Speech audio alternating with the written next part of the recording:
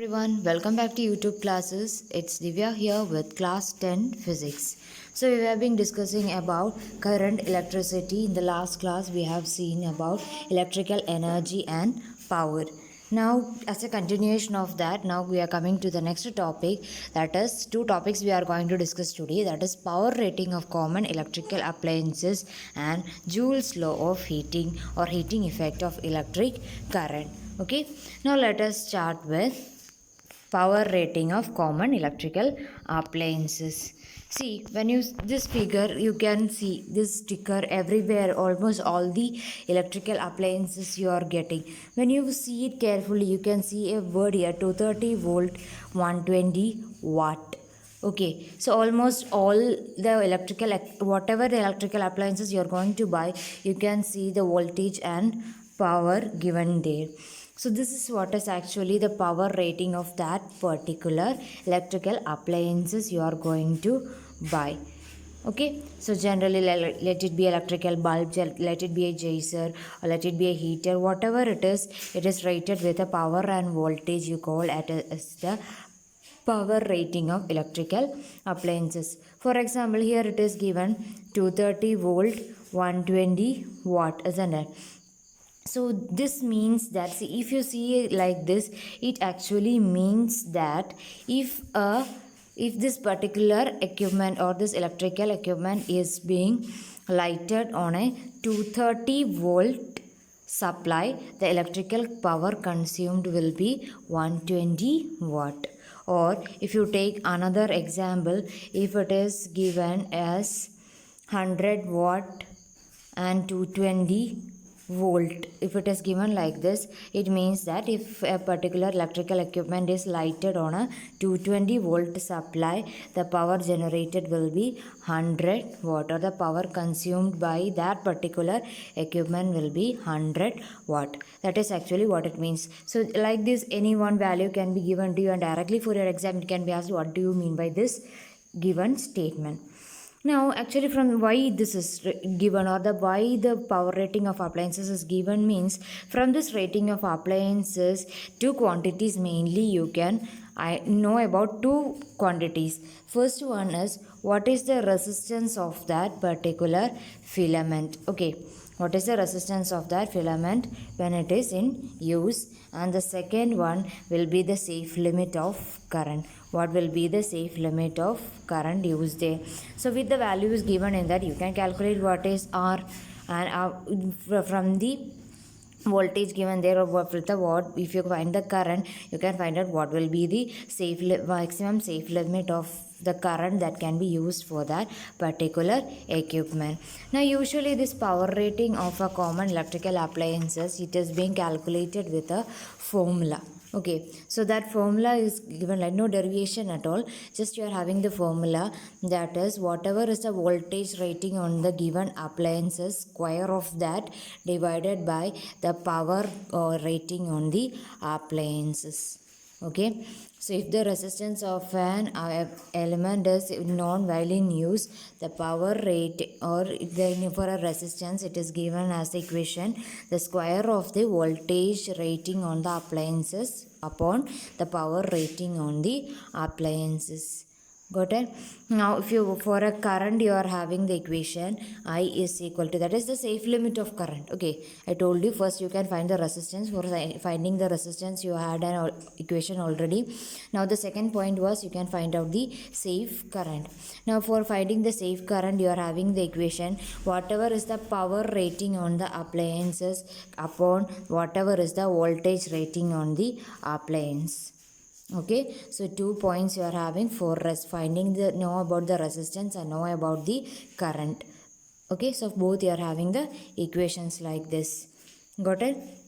Now this is all about your power rating of your electrical appliances. In your textbook, some of the common appliances, the power rating is given. You can go through that. Okay. Now when you come to the household consumption of electrical energy, actually you there, that is you are using it for calculating your electricity bill at home, isn't it?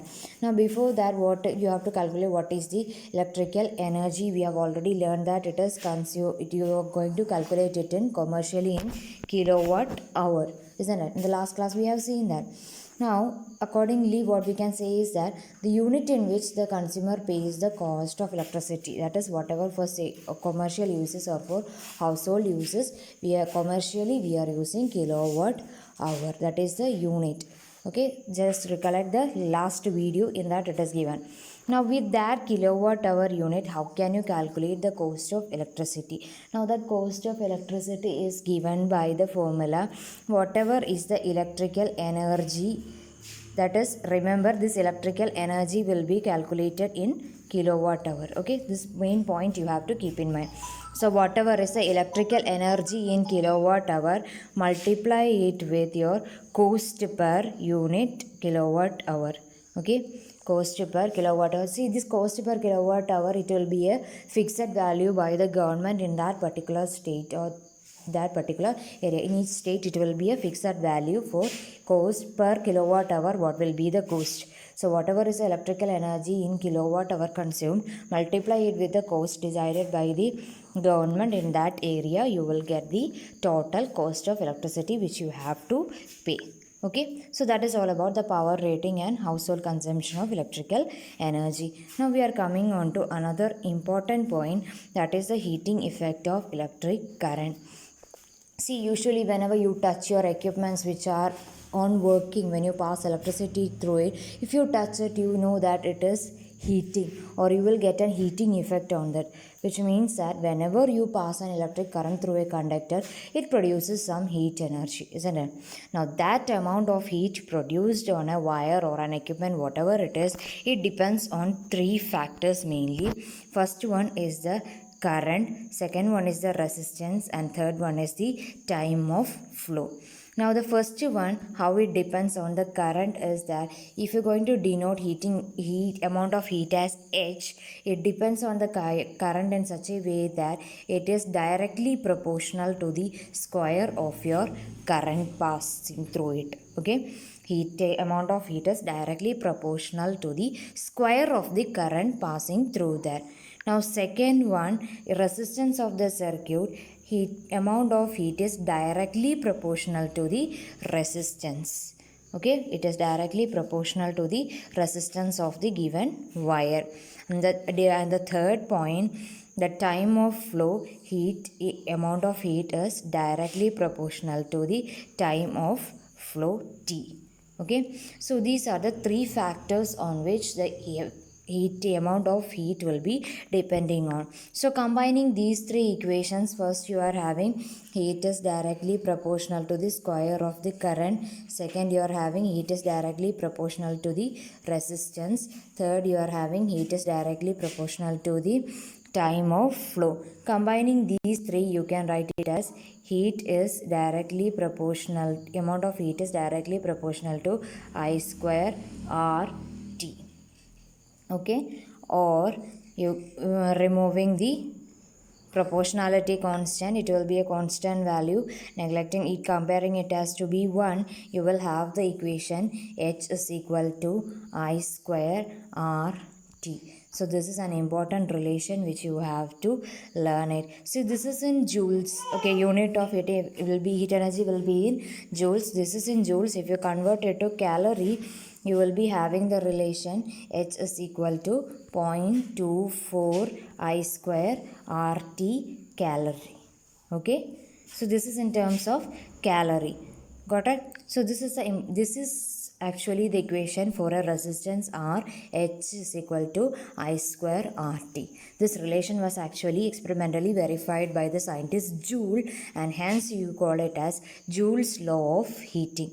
This equation or this relation, you call it as Joule's law of heating. Now with this, we have finished off with your theory of your chapter 8. So if you have any doubt, read your textbook properly, go through all this, and if you have any doubt, you can put it in the comment box. With this, we are winding up today's portion. Thank you. Stay safe.